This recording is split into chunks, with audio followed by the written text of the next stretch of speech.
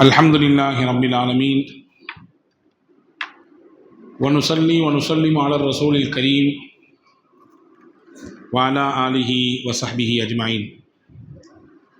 क़ाल अल्लाहु तआला फ़िल क़ुरआनिल करीम वल फ़ुरक़ानिल मजीद।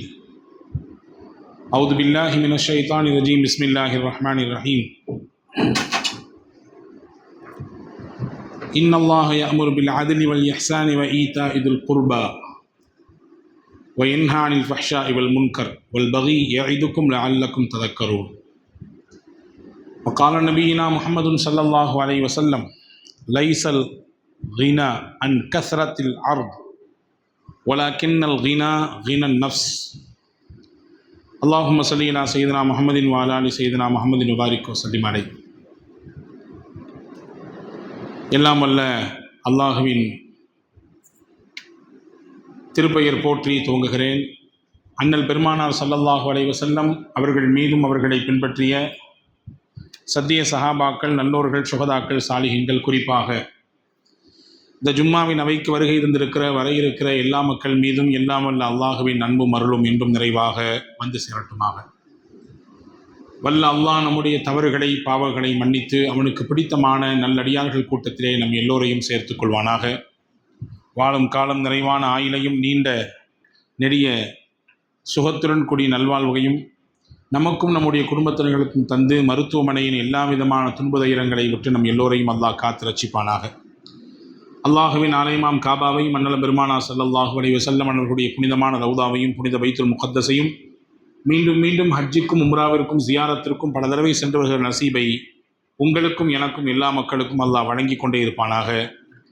உலகை விட்டு நம் மூச்சு அடங்கும் நேரம் லா இலாஹ இல்லல்லாஹ் முஹம்மது ரசூலுல்லாஹ் என்ற கலிமாவை கூறி நம்முடைய ஆத்மாக்களை அல்லாஹ் கைப்பற்றி நாளை ஜன்னத்துல் ஃபிர்தௌஸ் என்ற உயர்ந்த சொர்க்கத்திலே நம்மை பெற்றவர்களை, நமக்கு கல்வி தந்த உஸ்தாத்மார்களை, நம்மிடத்திலே துவாவுக்காக வேண்டிய எல்லா மக்களையும் அல்லாஹ் ஒன்றிணைத்து அருள் புரிவானாக.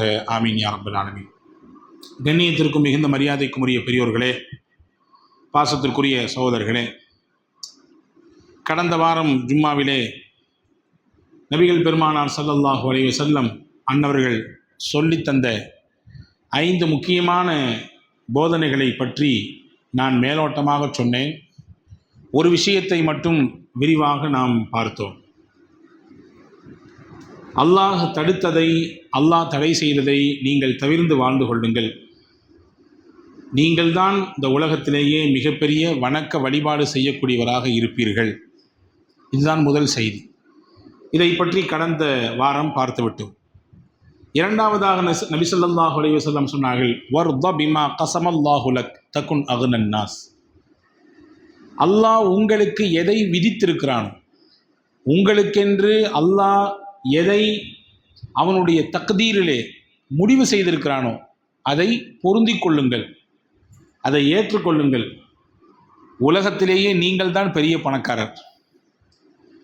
காசு, பணம், செல்வம், செல்வாக்கு, வசதி, வாய்ப்பு, இதுவெல்லாம் பல நாடுகளுக்கு சுற்றி வருவது, பல பெரிய ஆளுமைகளோடு சந்திப்பது, உரையாடுவது, இதுவெல்லாம் செல்வந்தர்களின் அடையாளம் என்று உலகம் சொல்கிறது.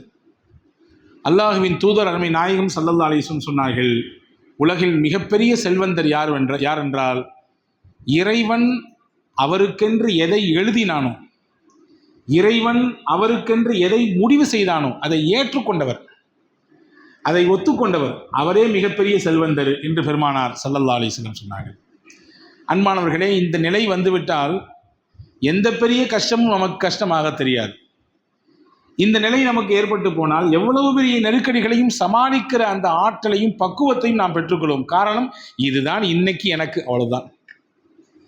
இன்னைக்கான வருமானத்தில் லாபம் இதுதான், எனக்கு இறைவன் முடிவு செய்தது, என்னை படைத்தவன் முடிவு செய்தது.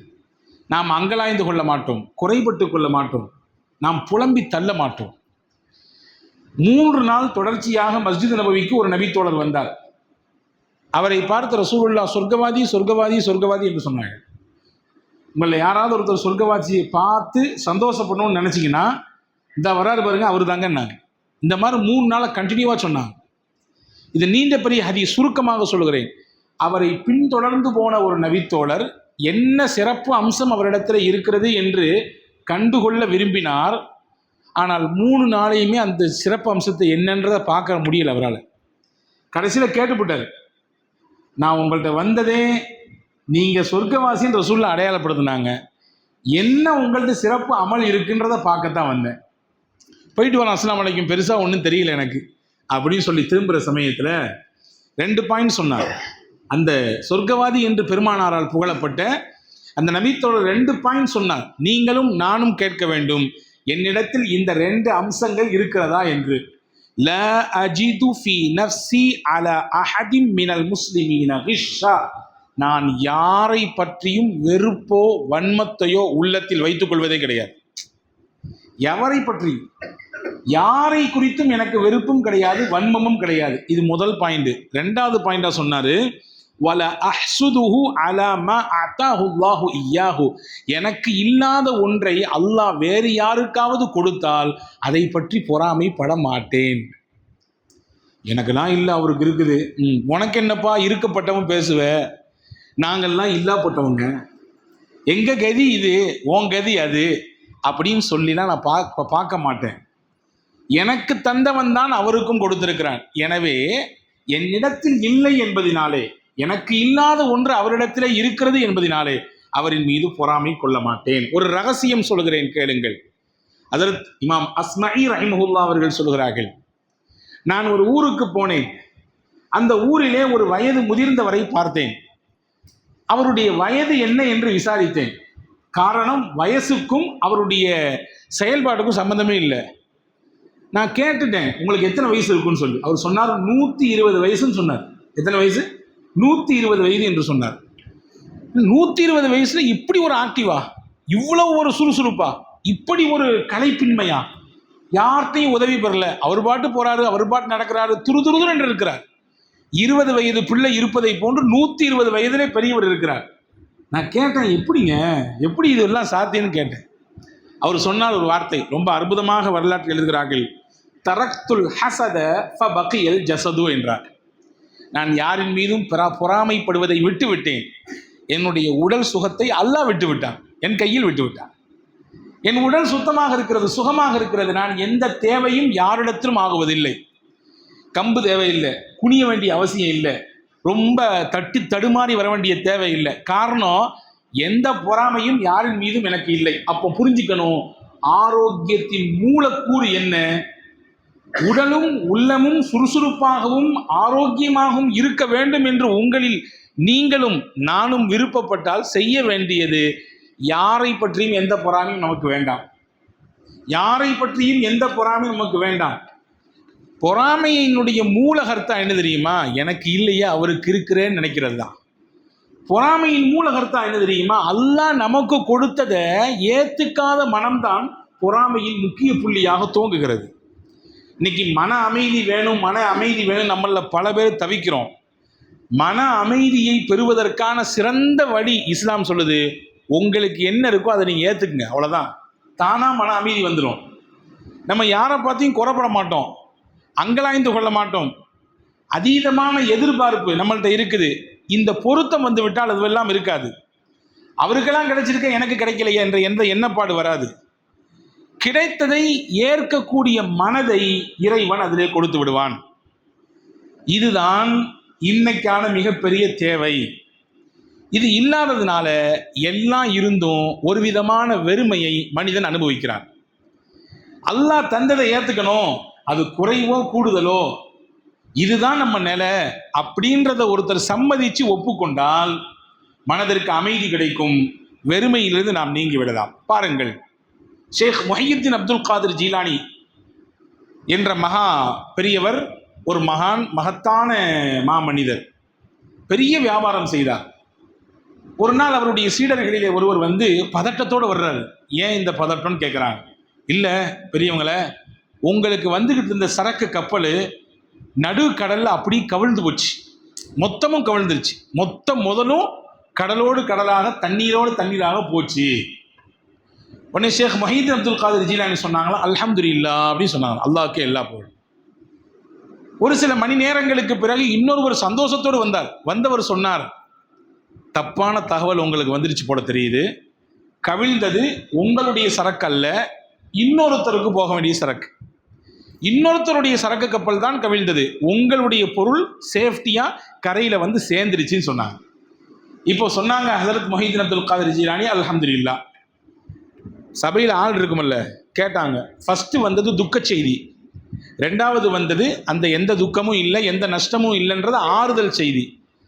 ரெண்டுலேயுமே நீங்கள் அல்ஹம்துலில்லாஹ் சொன்னீங்க, புரியலையேன்னு கேட்டாங்க. ஷேக் சொன்னாங்க, எனக்கு இழப்பு ஏற்படுகிற பொழுது என்னுடைய உள்ளத்தை பார்த்தேன், எந்த மாற்றமுமே இல்லை. இழப்பை தருவதும் நஷ்டத்தை தருவதும் முன்னேற்றத்தை தருவதும் அவனே. எனவே மாற்றம் இல்லாத, இறைவனின் மீது சலனமில்லாத, பொருத்தப்படுகிற உள்ள எனக்கு இருக்குல்ல, அதுக்காண்டி அல்ஹம்துலில்லாஹ் சொன்னேன். ரெண்டாவது, எனக்கு வர இருந்த ஆபத்தை இறைவன் தடுத்து வேறு பக்கமாக திருப்பி விட்டான். அதனால எனக்கு உள்ளம் சந்தோஷப்படுதா, நல்ல வேலை நமக்கு வரல, எவனுக்கோ வந்து போச்சு, போய் தொலையட்டும் என்று சந்தோஷப்படுதா, அல்லது வேற ஏதாவது விதமான எண்ணப்பாடுகள் ஏற்படுகிறதா என்று பார்த்தேன். அப்போதும் என்னுடைய உள்ளத்தில் என்ன எண்ணப்பாடும் இல்லை. கொடுக்கிறவன் கொடுத்து கொண்டே இருக்க போகிறான், அதை யாரால் தான் தடுக்க முடியும்? தடுக்க வேண்டும் என்று அவன் முடிவு செய்து விட்டால் உலகத்தில் யாரால் தான் கொடுக்க முடியும்? இந்த எண்ணப்பாடு எனக்கு உள்ளத்தில் நிறைவாக இருந்தது. எனவே நான் அல்ஹம்துலில்லாஹ் என்று சொன்னேன். அன்பர்களே, இறைவனால் கொடுக்கப்படுவதை உலகத்தில் யாராலும் தடுக்க முடியாது என்ற சிந்தனையோடு எது கிடைத்தாலும் அதை பொருந்திக் கொள்கிற தன்மை வந்துவிட்டால் உள்ளபடியே அதைவிட பெரிய சந்தோஷம், மகிழ்ச்சி உலகத்தில் வேறொன்றும் இல்லை. தோல்வி இதற்கு எதிர்ப்பதம் வெற்றி, நஷ்டம் இதற்கு எதிர்ப்பதம் லாபம், உதாசீனம் இதற்கு எதிர்ப்பதம் கண்ணியம், செலவு இதற்கு எதிர்ப்புறம் வரவு, பின்னடைவு இதற்கு எதிர்ப்புறம் முன்னேற்றம். இதெல்லாம் எப்படி நடக்குமோ அதே மாதிரி இதுக்கு ஆப்போசிட் ஆனது நடக்க தான் செய்யும். உலகத்தில் வரவு மட்டுமே வந்துட்டு இருக்குன்னு நினைக்க முடியாது, செலவும் ஆகத்தான் செய்யும். லாபம் மட்டுமே வந்துட்டு இருக்குன்னு நினைக்க முடியாது, நஷ்டமும் ஆகத்தான் செய்யும். முன்னேற்றத்தில் தான் இருப்போம் அப்படின்னு நினைக்க முடியாது, கண்டிப்பாக ஒரு கட்டத்தில் பின்னேற்றம் ஏற்படலாம், பின்னடைவு ஏற்படலாம். இப்போ எல்லாத்தையும் ஏற்றுக்கொள்ளக்கூடிய, எல்லாத்தையும் ஒரே மாதிரி பார்க்கக்கூடிய அந்த பக்குவம், இதுதான் அல்லாஹ்வினுடைய கதிரை ஏற்றுக்கொள்ளக்கூடிய மனோபக்குவம் என்பதை மார்க்கம் நமக்கு சொல்லித் தருகிறது. உலகத்தில் ஆகப்பெரிய மாற்றத்தை தந்த முகமது ரசூலுல்லாஹி ஸல்லல்லாஹு அலைஹி வஸல்லம் எப்படி இருந்துக்கிட்டாங்க அந்த விஷயத்தில். ஹதீஸிலே வருகிறது பாருங்கள். ஆயிஷா அம்மாவுடைய வீட்டுக்கு போகிறாங்க ரசூல்லா.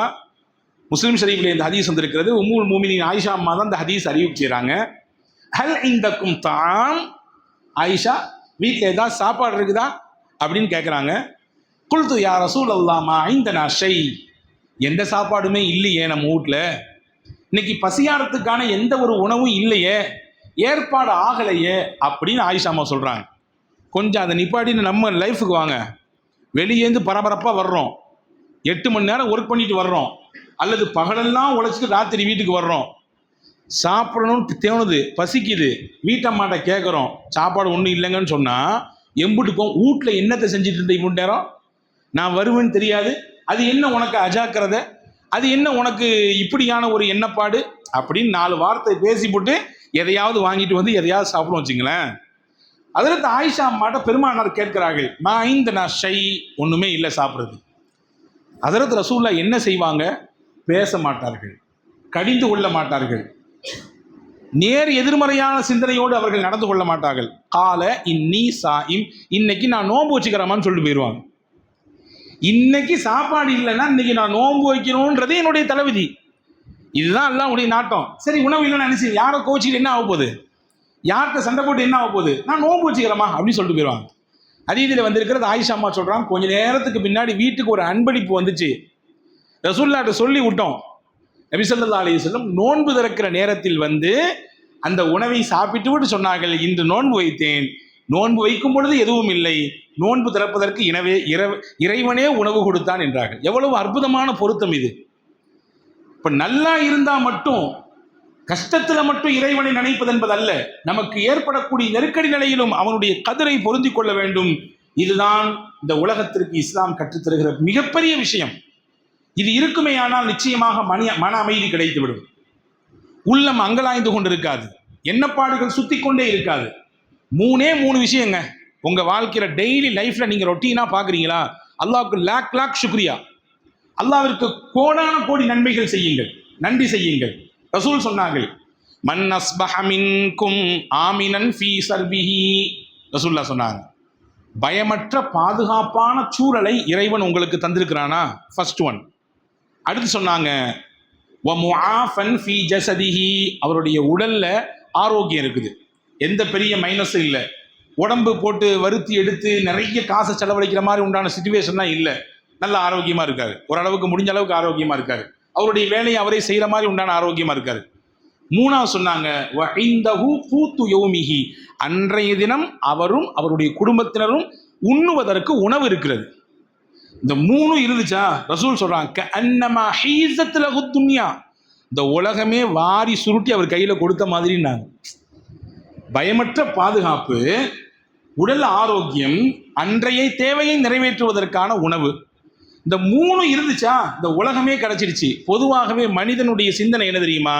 இருக்கிறத பார்க்கவே மாட்டான், இல்லாததை மட்டுமே பார்ப்பான், எப்பொழுதுமே இல்லாததை மட்டுமே சிந்திப்பான். அதனால் என்ன, இருக்கிற அந்த லைஃபை அவனால் அனுபவிக்க முடியாத ஒரு நெருக்கடிக்கு தள்ளப்படுறான். அது இல்லையே, இது இல்லையே, அது போச்சே, இது போச்சே, அங்கிட்டு வாங்கியிருக்கலாமே, இங்கிட்டு வாங்கியிருக்கலாமே, அப்பவே போயிருக்கலாமே, இப்பவே போயிருக்கலாமே அப்படின்னு நினைச்சு ரியல் லைஃப், கரண்ட்ல இருக்கக்கூடிய அந்த லைஃபை மறந்து விடுவான். அதனுடைய சுகத்தை, அதனுடைய இன்பத்தை சுவைப்பதற்கு மறந்து போய் விடுவான். ரசூலுல்லாஹ் ரொம்ப அற்புதமாக சொல்லி தந்தார்கள். இந்த மூணும் இருந்தால் உங்களுக்கான வாழ்க்கை, உலகமே உங்களுக்கு கிடைத்ததை போன்று சமம் என்றார்கள் பெருமானார். ரசூலுல்லாஹ் எப்பொழுதும் கேட்கக்கூடிய மிக முக்கியமான துவா என்ன தெரியுமா? அல்லாஹும்ம க்ஃபினி பிஹலாலிக், நீ கொடுத்த ஹலாலை கொண்டு என்னை போதுமாக்கிற ரப்பே. நீ என்ன கொடுக்குறியோ அது ஹலாலாயா கொடுத்தியா? அது 10 ரூபாயா இருந்தாலும் பரவாயில்ல, ஒரு நாளைக்கான சம்பாத்தியம் 500 ரூபாயா இருந்தாலும் பரவாயில்ல, ஹலாலா எனக்கு இதில் கிடைக்குதா, மாஷா அல்லாஹ் போதும் என்ற மனதை கொடு. அன் ஹராமிக், ஹராம கொடுத்துடாது. ஹராமா எனக்கு 50 இல்லை, 50,000 வந்தாலும் வேண்டாம், நான் என்னுடைய இடது கையால் அதை தட்டி விடுவேன், எனக்கு வேண்டாம் என்று தட்டி விடுவேன். வஅக்னினி பிஃபத்லிக அம்மன் சிவாக், ரொம்ப முக்கியமான துவா, வாழ்க்கையில் நீங்களும் நானும் ஒவ்வொரு நாளும் கேட்க வேண்டிய துவா. இதுதான் உலகத்தில் மிகப்பெரிய கோடீஸ்வரனுக்கான அர்த்தம். பேங்க் பேலன்ஸையோ, பெரிய வீட்டையோ, மாளிகையோ, நம்ம வசதியான லக்ஸுரியான ஒரு லைஃபையோ அனுபவிக்கக்கூடியவர் அல்லவும் மிகப்பெரிய செல்வந்தர். பெருமானார் சொல்கிறார்கள், இந்த துவாவிலே கேட்கிறார்கள், இந்த சிந்தனையில் எண்ணப்பாடும் எந்த மனிதனுடைய உள்ளத்தில் இருக்கிறதோ அவரே மிகப்பெரிய செல்வந்தர். அம்மன் சிவா, உன்னை தாண்டி என் சொந்த தேவைக்கு யார்கிட்டையும் நான் கையேந்த கூடாது, அப்படிதான் முடிச்சு. நீ என்ன கொடுக்குறியோ அது எனக்கு போதுமா இருக்கணும், அது ஹலாலா இருக்கணும், ஹராமினுடைய பக்கம் கூட நான் திரும்பக்கூடாது. மூணாவது பாயிண்ட் என்ன, என் தேவைக்கு உன்னை தாண்டி வேறு யார்கிட்டையும் நான் யோசிக்கவே கூடாது, வேண்டாம். ஏன் அந்த சுயமரியாதையை விட்டு நான் ஏன் அடுத்தவருக்கு முன்னால் போய் நிற்க வேண்டும்? என் கையை ஏன் நான் நீட்ட வேண்டும்? என் சுயமரியாதை, என்னுடைய தன்மானம் என்னை தடுக்கிறது, வேண்டாம். இந்த 3 சிந்தனையோடு ஒரு முஸ்லீம் இருக்க வேண்டும் என்று பெருமானார் ஸல்லல்லாஹு அலைஹி வஸல்லம் சொன்னார். ஆக யார் உலகத்தில் மிகப்பெரிய செல்வந்தர்? ரசூலுல்லாவின் வார்த்தையில் சொன்னால், உங்களுக்கென்று இறைவன் எதை எழுதியிருக்கிறானோ அதை ஏற்றுக்கொள்ளுங்கள், நீங்கள் தான் உலகத்திலேயே மிகப்பெரிய செல்வந்தர். இது 2வது பாயிண்ட். 3வது பாயிண்ட் ரசூலுல்லாஹ் சொன்னாங்க, வஅஹிப்ப லின்னாஸி மா துஹிப்பு லினஃப்ஸிக், உனக்கு என்ன பிரியப்படுவியோ அதே மாதிரி உன் சகோதரனுக்கும் பிரியப்பட்டு, உனக்கு எதை ஆசைப்படுவியோ அதே மாதிரி மக்களுக்கும் நடக்கணும்னு ஆசைப்படு. நீங்க பார்க்கறதெல்லாம் பார்த்தா இதெல்லாம் நடக்கிற காரியமா? இன்னைக்கு இதெல்லாம் நடக்குமா? இன்னைக்கு நமக்கு கிடைக்காட்டியும் பரவாயில்ல, எதிர்த்தாப்புல இருக்கக்கூடியவனுக்கு கிடைக்க கூடாது. நம்ம வீட்டுக்கு இது வராட்டியும் பரவாயில்ல, பக்கத்து வீட்டுக்காரனுக்கு வந்து தொலைஞ்சிடக்கூடாது என்று நினைக்கக்கூடிய சிந்தனை மிகுதியாக இருக்கக்கூடிய மக்களுக்கு மத்தியில் அல்லவா நாங்க வாழ்ந்துட்டு வர்றோம். எப்படி இதுன்னு கேட்குறீங்க? புரியுது. ரசூலுல்லாஹ் கொஞ்சம் மாற்றி சிந்திக்க சொல்றாங்க. எல்லாரும் சிந்திக்கிற மாதிரி மூமின்கள் நீங்க சிந்திக்காதீங்க. எல்லாரும் போகக்கூடிய அந்த பாதையில் நீங்க போவாதீங்க, கொஞ்சம் ட்ராக்கை மாற்றி போங்க. உங்களுடைய சிந்தனை ஓட்டத்தை கொஞ்சம் மாற்றுங்கள், மடைமாற்றம் செய்யுங்கள். உங்களுக்கு எதை நீங்கள் விரும்புகிறீர்களோ அதையே பிறருக்கும் விரும்புங்கள், நீங்கள் உண்மையான மூமினாக ஆகுவீர்கள். குர்ஆன்ல ஒரு வசனம் இருக்குது, 4வது ஜுஸ்னுடைய ஃபர்ஸ்ட் ஆயத்து. அல்லாஹ் சொன்னா, உலகத்துல உங்களுக்கு நன்மை வேணும்னு பிரியப்பட்டீங்கன்னா உங்களுக்கு பிடிச்சமானது அல்லாஹ்வுக்காண்டி கொடுக்கணும்னா, மொத்த ஹோல்சேல் நன்மை வேணுமா? நன்மையினுடைய அந்த கருவூலம் உங்களுக்கு வேணுமா? உங்களுக்கு எது ரொம்ப பிடிக்குமோ அது அல்லாஹ்ட்ட கொடுத்துடணும். இந்த ஆயத்து இறங்கின உடனே மதீனால இன்னைக்கும் அதனுடைய அடையாளம் இருக்குது. அபூ தல்ஹான் ஒரு சஹாபி ஓடி வந்தார், வந்து நபியிடத்தில் சொன்னார், எனக்கு ரொம்ப பிடிச்சது என்னுடைய தோட்டம் பைருஹா. நீங்க கூகுள் பண்ணி பாருங்க, பைருஹான்னு போட்டு பாருங்க, இந்த வரலாறு அப்படியே பின்னால் வரும். எனக்கு பிடிச்ச என் சொத்துக்கள்லேயே ரொம்ப பிடிச்சது பைருஹா. எப்போ அல்லாஹ் சொல்லிட்டானோ உனக்கு பிடிச்சதை எனக்காண்டி கொடுக்கலன்னா உனக்கு நன்மை கிடைக்காதப்பான்னு எப்போ சொல்லிட்டானோ கொடுத்துட்டேன், இப்போவே கொடுத்துட்டேன், இப்போவே தந்துடுறேன், அல்லாவுக்காக எடுத்துக்கங்க. அல்லாவின் தூதர் எவ்வளோ பெரிய விசாலமான மனதிற்கு சொந்தக்காரர்கள் தெரியுமா? வந்தது வரைய லாபம்னு வாங்கி பின்னால் போட்டுக்கல. ரசூல் சொன்னாங்க, உன் குடும்பத்திலேயே உன்னுடைய உறவுகள்லேயே கஷ்டப்படுறவங்க இருப்பாங்களப்பா, அவரை கூப்பிட்டு கொடுத்துரு பங்கு வச்சு. நீ அல்லாவுக்காகவே நீ கொடுக்க முன் வந்து விட்டாய்.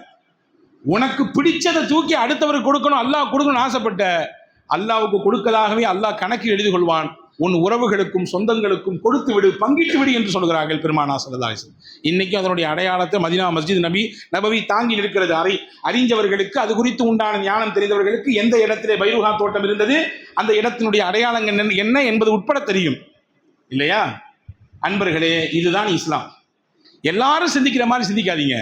எல்லாரும் தனக்கு போகும் மிச்சத்தை கொடுப்பாங்க, அல்லது தனக்கு வேண்டாத தூக்கி கொடுப்பாங்க. நீங்க அப்படி இருக்காதீங்க. உங்களுக்கு என்ன பிடிக்குமோ அதை பிறருக்கு கொடுங்க. உங்களுக்கு நீங்க எப்படி யோசிப்பீங்களோ, உங்க குடும்பத்துக்கு எப்படி நீங்க கற்பனை பண்ணுவீங்களோ, பிளான் பண்ணுவீங்களோ, அதே மாதிரி மக்களுக்கும் பிளான் பண்ணுங்க.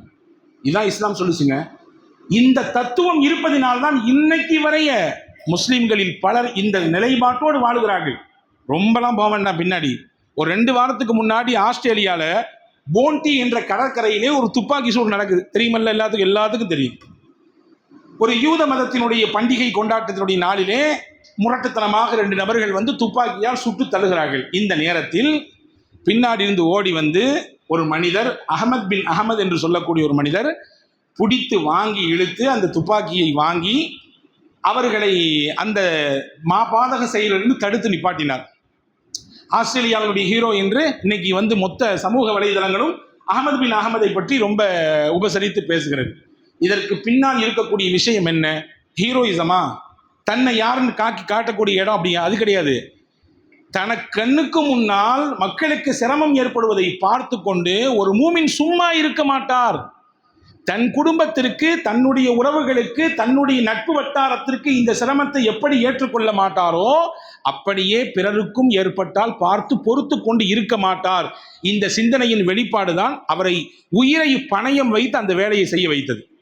ஆஸ்திரேலிய பிரதமர் போய் அங்கே நின்று அவரை ஆறுதல் படுத்தி ஆசுவாசப்படுத்திட்டு வந்தாரா இல்லையா? ரொம்ப வேண்டாம். 2025 ஏப்ரலுக்கு போங்க, பஹல்காம் தாக்குதல் நடக்குது. சுற்றுலாவுக்கு சென்ற இந்தியாவிலிருந்தும் பல நாடுகளிலும் வந்திருக்கக்கூடிய அந்த மக்கள் பஹல்காம் என்ற இடத்திலே தீவிரவாதிகளால் தாக்கப்படுறாங்க. அந்த நேரத்தில் ஆதில் ஹுசைன் என்று சொல்லக்கூடியவர் 25 நபர்கள் பிளஸ் இவரோட சேர்த்து 26 மொத்தமாக அந்த தாக்குதலில் இறந்து போயிடுறாங்க. இவரும் இறந்துடுறாரு. இவர் யார் அப்படின்னா ஒரு குதிரை ஓட்டி அவர்களை சவாரி செய்து மக்களை ஏற்றி சுத்தி காண்பிக்கக்கூடியவர். அந்த இடத்தில் யாரென்றே தெரியாமல், எந்த ஊர் எந்த பாஷை எதெல்லாம் பார்க்காம, எங்க ஊருக்கு வந்திருக்கவங்களுக்கு இந்த பிரச்சனை ஏற்பட்டு போச்சு, நாங்க பின்பற்றக்கூடிய மார்க்கமும் எங்களுடைய இறை தூதரும் காண்பிச்சு கொடுத்த விஷயம், அடுத்தவங்களுக்கு கஷ்டம் வந்தா பார்த்துட்டு சும்மா இருக்கக்கூடாது, ஹெல்ப் பண்ணணும். என் குடும்பத்துக்கு வந்தா எப்படியும் அதை மாதிரி தான் அவங்க குடும்பத்துக்கும் இறங்கினார். உயிரை பணயம் வைத்தார், ஓடினார். கடைசியில் அவர் வீர மரணம் அடைந்தார். அதே மாதிரி தான் முதுகில தூக்கி வச்சுட்டு ஒருத்தர் ஓடி போனார். சஜ்ஜாத் அகமது என்று சொல்லக்கூடிய சஜ்ஜாத் அகமது பட் முதுகில் தூக்கி வைத்து கொண்டு ஒரு மூட்டையை தூக்கி கொண்டு ஓடுவதை போன்று பல மனிதர்களை தூக்கி கொண்டு ஓடி கூட்டு போய் காப்பாற்றி கொடுத்தார். இதுவெல்லாம் என்ன சொல்லுகிறது தெரியுமா? இஸ்லாம் சொல்லி தந்த தத்துவம் இன்னைக்கும் உயிர்ப்புடன் ஈரத்தோடு உலகத்தில் இருக்கிறது என்பதை சொல்லித் தருகிறது. 2024 ஆகஸ்ட்ல வயநாட்டில் மிகப்பெரிய நிலச்சரிவு ஏற்படுது. நிலச்சரிவில் பல உயிர்கள் அங்கே பலியாகிறது. அந்த நேரத்தில் 2 கரைகளையும் இணைக்கக்கூடிய ஒரு பாலம் உடைஞ்சி நீரோடு நீராக அடித்து செல்லப்படுது. இந்த கரையிலேருந்து அந்த கரைக்கு போகணும். அங்கே நிறைய பேர் பாதிக்கப்பட்டவங்க இருக்கிறாங்க. பாம்பால் விஷ ஜந்துக்களால் தீண்டப்பட்டு இப்போ மருத்துவத்தினுடைய தேவை உள்ள மக்கள் நிறைய இருக்கிறாங்க. எப்படி இந்த ஆற்று அங்கிட்டு கிடக்கிறது? கொஞ்சம் மிஸ் ஆனாலும் மொத்த வெள்ளத்தோடு சேர்ந்து நாமளும் கரையில் ஒதுங்கிடுவோம், போயிடுவோம். வெள்ளத்தோட கயிறை போட்டு ஜிப்லைனை போட்டு ஒரு பெண்மணி ஒரு மிகப்பெரிய சாகசத்தை செய்தார். அந்த பெண்மணி நம்முடைய தமிழ்நாட்டை சேர்ந்த பெண்மணி தான், நீலகிரி மாவட்டம். அந்த அம்மா பேர் சஃபீனா, ஒரு செவிலியர், ஒரு நர்ஸ். இந்த அம்மா போயிட்டு கிட்டத்தட்ட 35 உயிர்களை காப்பாற்றிருக்கிறார். ஒரு தடவை போகலை, 10 தடவை டிராவல் பண்ணியிருக்கு, இங்கிட்டும் அங்கிட்டும், இங்கிட்டும் அங்கிட்டும். அந்த அம்மாட்ட கேட்டாங்க, எப்படிங்க, யாருமே முன் வராத விஷயம், நிறைய காவலர்கள் இருக்கிறாங்க, நிறைய தன்னாளர்கள் நிற்கிறாங்க, ஆம்பளையும் நிறைய பேர் இருக்கிறாங்க. உங்களுக்கு எப்படிங்க இந்த எண்ணம் வந்துச்சுன்னு கேட்கும்போது அந்த அம்மா சொல்லுது, என் கண்ணு முன்னாடி பல உயிர்கள் இப்படியே இந்த ஆற்றிலே அடித்து செல்லப்படுது. என் குடும்பத்தில் ஒருத்தர் இருந்தா நான் அங்கிட்டு போய் பார்க்கத்தானே செய்வேன். அந்த மாதிரி தான் பார்த்தேன், என் குடும்பமாக பார்த்தேன், என்னில் ஒருத்தனா பார்த்தேன், அதனால தான் போனேன். எனக்கு உயிர் மேல் பெருசாக அந்த பயம் எனக்கு அங்கே வரல அப்படின்னு சொல்லிச்சு. அன்பர்களே, மூமின்கள் உண்மையான ஈமானோடு இந்த அடிப்படையில் தான் மழையிலும் வெள்ளத்திலும் புயலிலும் பேரிடர் காலங்களிலும் கொரோனா போன்ற பெருந்தொற்றின் காலங்களிலும் தங்களுடைய உயிரையும் கூட பெரிதாக நினைக்காமல் களத்தில் இறங்கி அடுத்தவர்களுக்காக இன்றி உழைத்தார்கள். உங்களுக்கு எல்லாம் தெரியும், கொரோனாவெல்லாம் நம்ம கடந்து வந்திருக்கிறோம் இல்லையா? அந்த பேரிடர் காலம் எப்படி கொடூரமானது என்பதையெல்லாம் நம்மள ஒவ்வொருத்தரும் அனுபவிச்சிருப்போம். அந்த மாஸ்கை போட்டு மருத்துவர்களே பக்கத்தில் போவதற்கு யோசித்த சமயத்தில் எத்தனை இஸ்லாமிய சகோதரர்கள் அந்த உடையை அணிந்து கொண்டு பிற மத வழிபாட்டினுடைய அடிப்படையிலே அவங்களுடைய இறுதிச் சடங்கை நிறைவு செய்துவிட்டு அந்த அடக்க ஸ்தலத்திலே கொண்டு அடக்கிவிட்டு வந்தார்கள் என்பதை நாம் பார்க்கிறோம் இல்லையா? இதுவெல்லாம் இதனுடைய பின்னணி தத்துவம் என்ன? இஸ்லாம் சொன்னது, நபிகள் சொன்னார்கள், உனக்கு என்னவோ அதையே நீ பிறருக்கும் பிரியப்படு.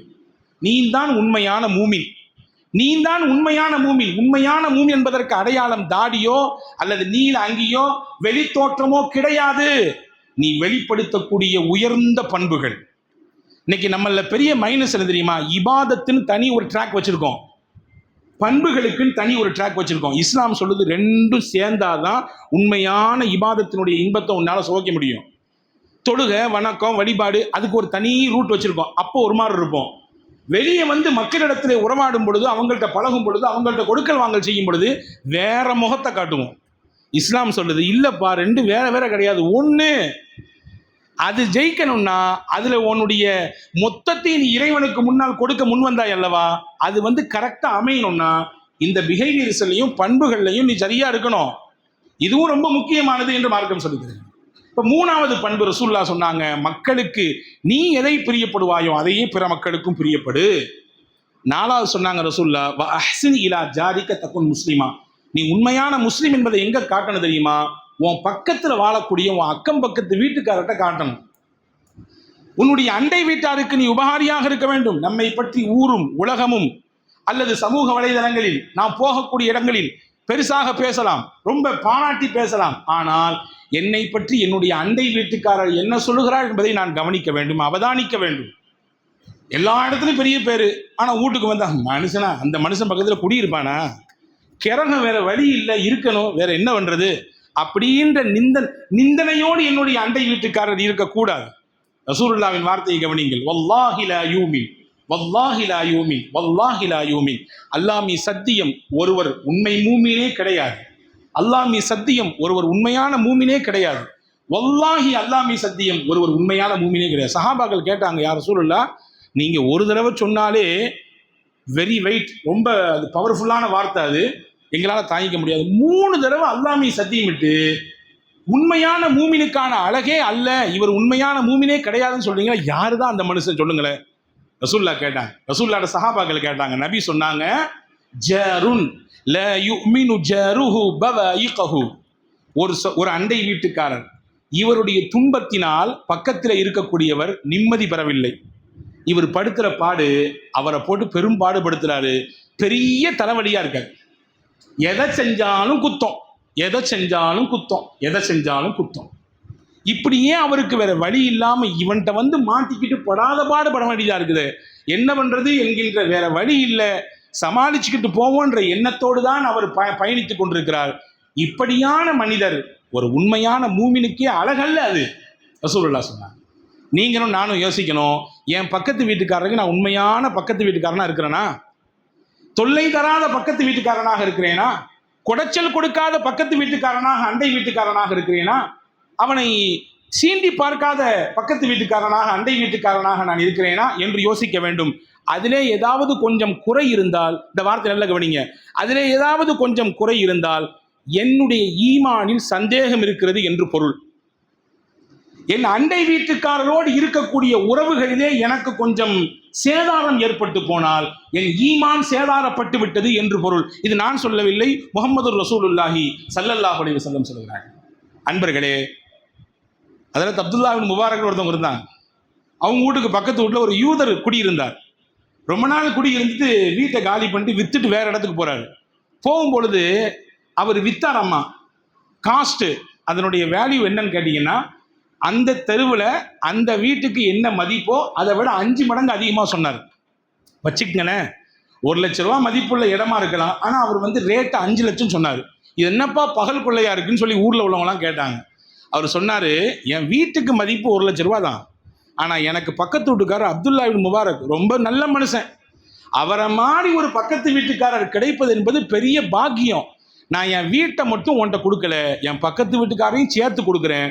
வீட்டுக்கு 1 லட்சம், அவரை பக்கத்து வீட்டுக்காரா நீ இனிமேல் பெற போறல, அதுக்கு 4 லட்சம் தான். அன்பர்களே, நீங்களும் நானும் யோசிக்க வேண்டும். அப்படியான அப்துல்லா இப்னு முபாரக் ரஹிமஹுல்லாஹ் இருந்ததை போன்று உண்டான அந்த அண்டை வீட்டுக்காரனின் பண்புகளும் குணநலங்களும் என்னிடத்திலும் உங்களிடத்திலும் இருக்கிறதா? ரசூலுல்லாஹ் சொன்னாங்க, நீ உண்மை மூமின் என்பதை எதை வைத்து அடையாளப்படுத்த வேண்டும்? அண்டை வீட்டுக்காரிடத்தில் இருக்கக்கூடிய உறவுகளை வைத்து அடையாளப்படுத்த வேண்டும். நிறைய பேர் பேசுறதே இல்லை. நானும் பக்கத்து வீட்டுக்காரரும் பேசுறதே இல்லை. எதுக்கு பேசினா வம்பு?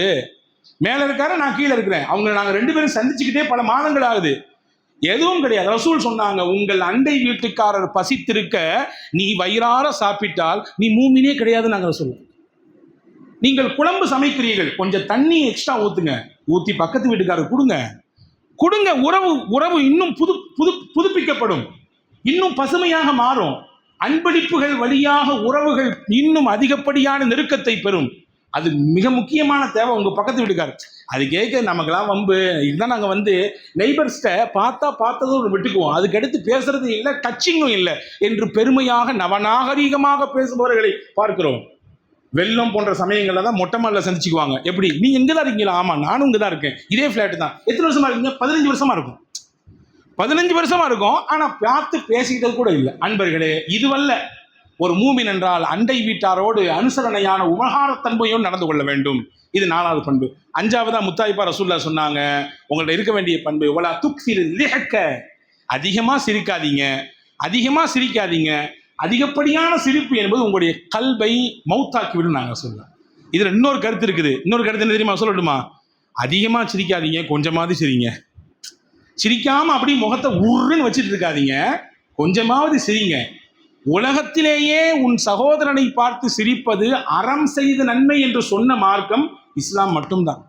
ஒருத்தரை பார்த்து சிரிக்கிறீங்க, நன்மைங்க, அறம், தர்மம் செய்த நன்மை. யார் கொடுப்பா? அல்லாஹ் கொடுக்குறான். அதே போன்று பிறரை இழிவுபடுத்த வேண்டும் என்ற எண்ணத்தில் சிரித்தால், கைகோட்டி சிரித்தால், ஒருத்தரை அவமானப்படுத்திட்டு அதிலேருந்து ஒரு சந்தோஷம் நமக்கு ஏற்படுதுன்னா, அதை விட கேடுகட்ட சிரிப்பு உலகத்தில் ஒன்றும் கிடையாது. ஒருத்தருக்கு கஷ்டம் கொடுத்துட்டு அந்த கஷ்டத்தை பார்த்து நான் சிரிக்கிறேன் பார்த்தீங்களா, இந்த சிரிப்பும் நினைக்காது, என்கிட்ட இப்போ இருக்கக்கூடிய இந்த நிலையும் நீடிக்காது, அல்லாஹ் உடனே மாற்றிடுவான். ரசூல் சொன்னாங்க, ஹதீஸில் வந்திருக்கிறது, அபூதாவுதில் ஒரு ஹதீஸ் வந்திருக்கிறது, வயல் என்ற நரகம் காத்திருக்கிறது ஒரு மனிதனுக்கு. யார் தெரியுமா அவனுக்கு? அல்லதி யுஹத்திஸு பில் ஹதீஸ் லியுத்ஹிக பிஹில் கௌம. அடுத்தவங்களை சிரிக்க வைக்கணுன்றதுக்காக வேண்டி ஒரு சில பேச்சு பேசுகிறார்.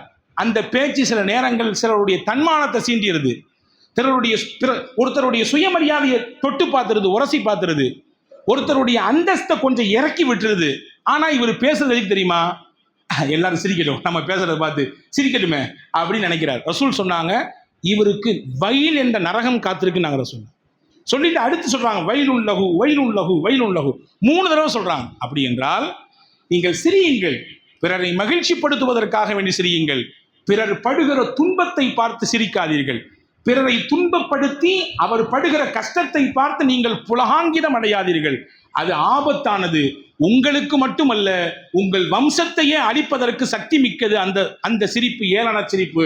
எனவே வேண்டாம் என்று பெருமானார் தடுத்தார்கள். எனவே அதிகம் சிரிக்காதீர்கள், கொஞ்சம் சிரியுங்கள். அதிகப்படியான சிரிப்பு உள்ளத்தை மரணிக்க செய்துவிடும் என்று நமக்கு ரசூலுல்லாஹி ஸல்லல்லாஹு அலைஹி வஸல்லம் 5வது முத்தான உபதேசத்தை செய்கிறார்கள். ஆக இந்த 5 விஷயமும் நம் வாழ்வியலோடு தொடர்புபட்டது. கடந்த வாரம் சொன்னதையும் இந்த வாரம் சொன்னதையும் நீங்கள் மீளாய்வு செய்து பார்த்துக் கொள்ளுங்கள். ஒவ்வொருவரும் நம்முடைய ஒவ்வொரு நாள் வாழ்க்கையிலும் எடுக்க வேண்டிய மிக உன்னதமான விஷயங்களை அண்ணல் பெருமானார் ஸல்லல்லாஹு அலைஹி வஸல்லம் நமக்கு சொல்லித் தந்திருக்கிறார்கள்.